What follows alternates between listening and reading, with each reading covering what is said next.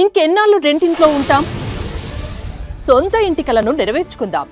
Suman TV biggest property expo October 18th, 19th HSCC Novotel Hyderabad. ఇప్పుడే free entry కోసం call చేయండి. Suman TV ప్రేక్షకులకు నమస్కారం. మనతో పాటు ఉన్నారు ప్రముఖ జ్యోతిషులు డాక్టర్ ప్రదీప్ జోషి గారు. వారితో మాట్లాడదాం. గురువు గారు నమస్కారం. శ్రీమాత్రే నమః. గురువు గారు, దీపావళి అంటే ఏమిటి? దీపావళిని దీపాల పండుగ అని ఎందుకు అంటారు గురుగారు? దీపాల ప్రాముఖ్యత తెలియజేస్తారా గురుగారు? శ్రీ గురుభ్యో నమః. శ్రీమాత్రే నమః.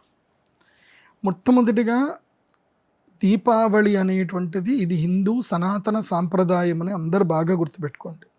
మనం దీపావళి రోజు టపాసులు కాయడంలో కూడా ఒక సిద్ధాంతం ఉంది. టపాసులు అంటే శబ్దాలు వచ్చేటివి కాదు, తారాజువ్వలు.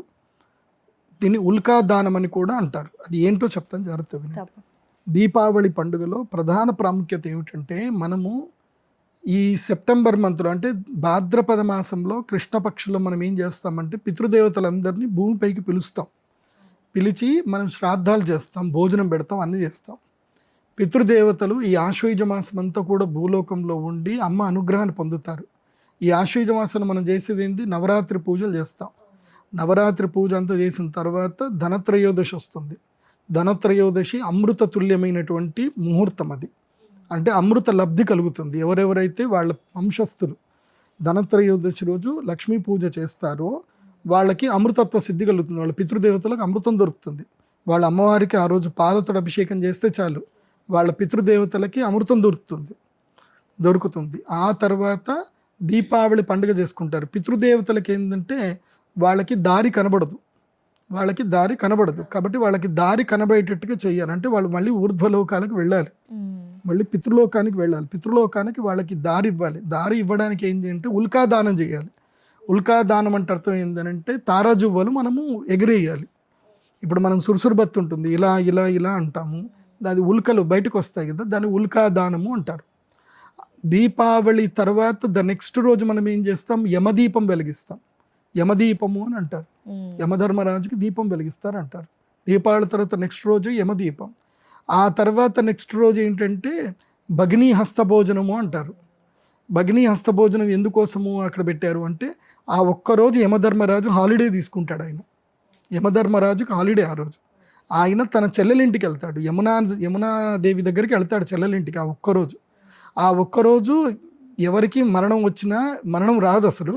వాళ్ళు మరణం వచ్చినా వాళ్ళ ప్రేత అక్కడ దాకా కూడా వెళ్ళదు. వాళ్ళకి ఆ రోజు స్టాప్. ఆ రోజు యమధర్మరాజు లీవ్ తీసుకుంటారు ఆ రోజు యమధర్మరాజు. ఆ తర్వాత మనం కార్తీక మాసములో జరిగేటువంటి ఈ దీపావళి మొదలు నెల రోజుల వరకు మనము కంటిన్యూ దీపాలు వెలిగిస్తూనే ఉండాలి. ఈరోజు దీపాలు ఎక్కువగా వెలిగిస్తాము. కార్తీక మాసం రోజు ప్రతిరోజు ఏం చేయాలంటే గుమ్మం బయట 2 దీపాలు తప్పకుండా వెలిగించాలి. 2 దీపాలు గుమ్మం బయట, ఇంట్లో తప్పకుండా ఉదయాస్తమానాలు దీపం వెలిగించాలి. అది వెలిగించడం వల్ల ఏం జరుగుతుందంటే పితృదేవతలు శాంతించి వాళ్ళు ఊర్ధ్వలోకాలకు వెళతారు. అందుకే ఆకాశ దీపం అంటారు. ధ్వజస్తంభం దగ్గర దీపాన్ని పైకి పంపిస్తారు సాయంత్రం పూట ఆకాశ దీపం వెలిగించి. కాబట్టి ఈ కార్తీక మాసం అంతా కూడా మనకి దీపావళి పండుగ లాగానే. శాస్త్రంలో ఇంకొక విషయం చెప్తారు ఏమిటంటే, కార్తీక మాసంకి ఒక అద్భుతమైన వైశిష్ట్యం ఉంటుంది. అన్ని మాసాలు వేరు, కార్తీక మాసం వేరు. కార్తీక మాసము పితృదేవతల్ని అనుగ్రహించేటువంటి మాసము ఒకటి. కార్తీక మాసంలో ఎవరైనా పుట్టారు అంటే వాడు పితృశాపంతో పుట్టాడు అని అర్థం. కార్తీక మాసంలో మొత్తం సంవత్సరంలో ఒక నెల రోజులు మాత్రమే సూర్యుడు నీచ స్థానం లోపలికి వెళతాడు. సూర్యుడు నీచంలో ఎప్పుడు అంటే తులారాశి లోపలికి వెళితే నీచంలో పోయినట్టు సూర్యుడు.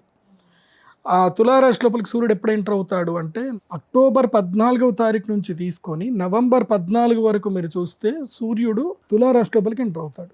సో తులారాశి సూర్యుడికి నీచ స్థానం. సో ఆల్మోస్ట్ ఇదంతా ఏ మాసం కిందకి వస్తుందంటే కార్తీక మాసం కింద వస్తుంది. కార్తీక మాసం అని అంటే సూర్యుడు నీచంలో ఉంటాడు అని అర్థం. అందుకే కార్తీక మాసంలో పుట్టిన చాలామందికి వాళ్ళు గొప్పవాళ్ళు అవుతారు, మంచివాళ్ళు అవుతారు, కానీ వాళ్ళ తల్లిదండ్రుల దగ్గర ఎక్కువగా ఉండరు, తండ్రి దగ్గర ఎక్కువ ఉంటారు. వాళ్ళకి తండ్రితో కొంతమందికి సయోధ్యత తక్కువ ఉంటుంది. అలాగే కొంతమందికి కార్తీక మాసంలో పుట్టిన కొంతమందికి తండ్రి దూరం అవుతాడు. సో కొన్ని ఉంటాయి. అంటే ఆ సూక్ష్మంగా మనం గణిస్తే సూర్యుడు నీచ స్థానంలో పోయినటువంటి సందర్భాలు కొన్ని ఉంటాయి. అంటే కొన్ని డిగ్రీలు మాత్రమే ఉంటుంది. ఆ డిగ్రీలో సూర్యుడు నీచంలో ఉన్నప్పుడు ఎవరు పుడతారో వాళ్ళ తండ్రికి అనారోగ్యం ఉంటుంది, అరిష్టం ఉంటుంది. అలా పితృదోషంతో పుడతారు.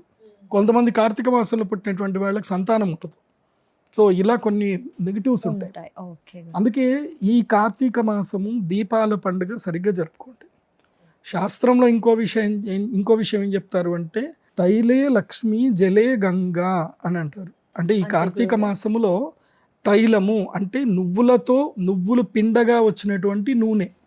ఏ నూనె పడితే ఆ నూనె కాదు, నువ్వుల నూనె, ఖచ్చితంగా గానుగా చేసిన నువ్వుల నూనె. ఆవు నెయ్యి కాదు, తైలం అంటే తిలస్య సంభవం తత్ తైలం.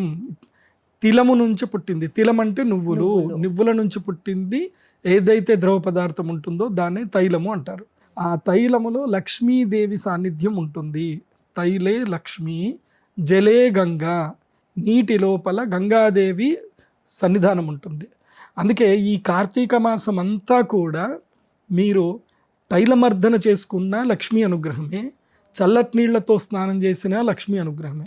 తైలమర్దన చేసుకొని చల్లటి నీళ్ళ స్నానం చేస్తే ఇంకా వాళ్ళకి లక్ష్మీ అనుగ్రహం అద్భుతంగా వస్తుంది, వాళ్ళకి అరిష్టం అంతా పోతుంది. అందుకే ఈ కార్తీక మాసములో ఎవ్వరు ఏది అన్నా అనకపోయినా, చలి పెడుతున్నా, ఏది జరిగినా, కార్తీక మాసం వచ్చింది అంటే ప్రతిరోజు తెల్లవారుజామునే లేచి స్నానం చేయాలి. తెల్లవారుజామున లేచి స్నానం చేయాలంటే గురుగారు దుప్పటి కప్పుకొని లేద్దామంటే చల్లగా చలి పెడుతుంది. సరే, ఆ చలి పెట్టుకొని తీరా బయటకు వచ్చిన తర్వాత కూడా చల్లగా చలి పెడుతుంది, చలిలో ఎట్లా స్నానం చేయాలంటారు. మీరు కార్తీక మాసమే కాదు, ఎప్పుడైనా గుర్తుపెట్టుకోండి, నిద్ర లేవగానే కాసేపు ప్రశాంతంగా కూర్చొని ముఖం కడుక్కొని యోగా, సూర్య నమస్కారాలు చేయండి. 12 స్టెప్స్ ఆఫ్ సూర్య నమస్కారం ఉంటుంది. కంటిన్యూగా సూర్య నమస్కారాలు చేయండి, మీకు చలి అంతా పోతుంది, మంచి ఒళ్ళు వేడి. అప్పుడు మీరు స్నానం చేస్తే మంచిగా ఇట్లా పొగొస్తుంది, మీ ఒంట్లోకి బయట పొగొస్తుంది. సో చక్కగా అప్పుడు చల్లటి నీళ్ళు స్నానం చేయండి, బాగుంటుంది. యోగా చేయకుండా, సూర్య నమస్కారాలు చేయకుండా చల్లటి నీళ్ళు చేస్తే జ్వరం వస్తుంది. కాబట్టి యోగా చేసి సూర్య నమస్కారాలు చేసి స్నానం చేయండి. ఆ తర్వాత మళ్ళీ యోగా చేయండి, మళ్ళీ సూర్య నమస్కారాలు చేయండి. వాస్తవంగా సూర్య నమస్కారాలు స్నానం చేసే చేయాలి. కాకపోతే దీనికోసం ఏంటంటే పుషప్స్ కొట్టాలి. ఫస్ట్ కొన్ని బాడీ వ్యాయామం అని చెప్తే సూక్ష్మ వ్యాయామం అంటారు. ఆ సూక్ష్మ వ్యాయామం చేయడం వల్ల ఏంటంటే బాడీ హీట్ ఎక్కుతుంది, అప్పుడు చల్లటి నీళ్ళు మంచిగా సరదాగా అనిపిస్తుంది. కాబట్టి అట్లా కార్తీక మాసం అంతా కూడా సూర్య నమస్కారాలు చేసి చల్లటి నీళ్ళు స్నానం చేయండి. అయ్యప్ప దీక్షలు తీసుకోండి, చక్కగా అయ్యప్ప పూజలు చేయండి, ధర్మ ప్రకారంగా చక్కగా అయ్యప్ప దర్శనం కూడా చేసుకోండి, బాగుంటుంది. గురుగారు, చిన్న సందేహం. స్నానం అనగానే చాలా మందికి సందేహాలు, తల స్నానమా, నార్మల్ స్నానమా, మేల్స్ ఫీమేల్స్ ఎలా, అదొక చిన్నగా. వాస్తవంగా స్నానం అంటే తల స్నానమే, సగం స్నానాలు ఎప్పుడు ఉండవు. శాస్త్ర ప్రకారం స్నానం అంటే తల స్నానమే, శిరస్నానాలే. కార్తీక మాసం అంతా కూడా తల స్నానాలే, దీనిలో కాంప్రమైజ్ లేదు. నీకు ఒకవేళ ఆరోగ్యం బాగాలేకపోతే నువ్వు తలస్నానం చేయకు. ఆరోగ్యం నిజంగా చెప్పాలంటే ఎక్కువగా జ్వరం వచ్చిందనుకోండి తలస్నానం చేయాలి. జ్వరం బాగా వస్తే తలస్నానం చేయాలి, డాక్టర్లే చెప్తారు. సో తలస్నానం చేయటం వల్ల తగ్గిపోతుంది. ఇంకోటి ఏంటంటే చాలామంది వేడివేడి నీళ్లు, గీజర్ నీళ్లు నెత్తి మీద బయటట్టుగా స్నానం చేస్తారు. ఈ తలపైన ఎప్పుడు కూడా వేడి నీళ్లు వేయకూడదు. తల మీద మీరు చల్లటి నీళ్ళు ఆల్మోస్ట్ బాడీ టెంపరేచర్ వరకు మీరు ఎంత చల్లటి నీళ్ళు పోసుకున్నా బాడీ టెంపరేచర్ మీద, అంటే గోరువెచ్చటి నీళ్ళు తల మీద పోసుకుంటే అక్కడి వరకు ఓకే, నాట్ గుడ్, ఓకే. కానీ మరీ చల్లటి నీళ్ళు కాకుండా రూమ్ టెంపరేచరు జనరల్గా ఎంత ఉందో అంత టెంపరేచర్ ప్రకారము చల్లటి నీళ్ళే స్నానం చేయాలి. చేస్తే ఆరోగ్యానికి కూడా మంచిది. ఇక కొంతమంది ఉంటారు చేయలేకపోతే చేసుకోవద్దు, కానీ స్నానం అంటే పూర్తిగా తల స్నానమే. కానీ ఏదేమైనా మనకి నిత్య జీవనంలో, అంటే ఈ కార్తీక మాసం కాకుండా నిత్య జీవితంలో తలస్నానం తప్పకుండా చేయవలసిన రోజు మాత్రం ఆదివారం. ఆదివారం తప్పకుండా తలస్నానం చేయాలి. ఆదివారం నెత్తికి నూనె పెట్టొద్దు, అంతే. నెత్తికి ఒంటికి నూనె పెట్టకూడదు, ఆదివారం నూనె ముట్టకూడదు, అంతే. అందుకే పితృదేవతల అనుగ్రహం కొరకు ఏం చేయాలంటే ఈ కార్తీక మాసం అంతా కూడా దీపాలు వెలిగించాలి, తారాజువ్వలు వేయాలి, అదేవిధంగా సురుసురు బత్తులు కాల్చండి. టపాసులు, బాంబులు, శబ్దాలు వచ్చేటివి చేయకండి, ఓకే. ఎందుకోసమంటే ఈ మధ్య మరీ భయంకరంగా బాంబులు పేలుస్తున్నారు.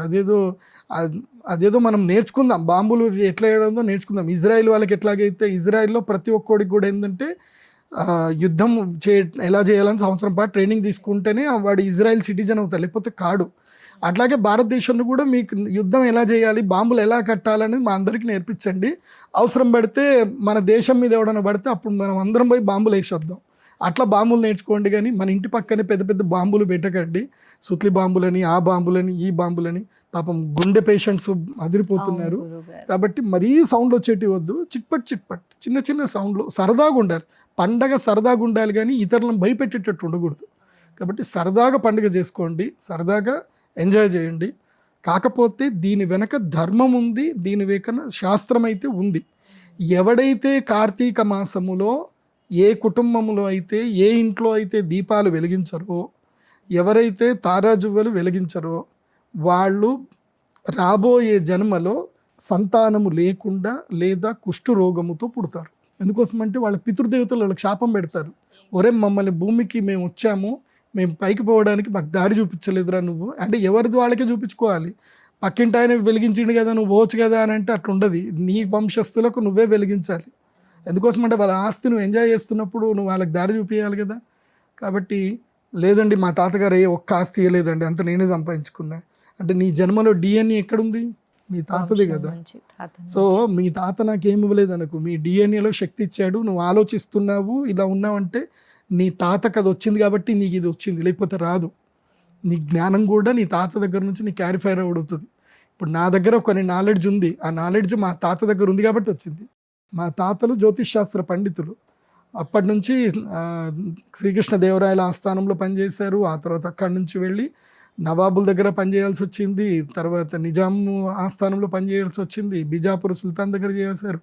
అలా మా తరాలు ఎవరెవరో చేయగా అందరూ విడిపోయి మా తాతగారు ఇక్కడికి వచ్చారు. కాబట్టి మా తాత నిజామాబాద్ సంబంధించిన కిల్లా దగ్గర అప్పట్లో మా పూర్వీకులు పూజ చేసేవాళ్ళు, రామాలయంలో పూజ చేసేవాళ్ళు. అంటే మా తరతరాలు కూడా జ్యోతిష్యంలో ఉన్నారు. అందుకే నాకు జ్యోతిష్యం వచ్చింది, నా ఒక్కడికి వచ్చింది కాదు అది. ధన్యవాదాలు గురువు గారు, విలువైన సమయాన్ని కేటాయించారు, చాలా విలువైన సమాచారం కూడా అందించారు. నమస్కారం గురుగారు, ధన్యవాదాలు. శ్రీమాత్రే నమః.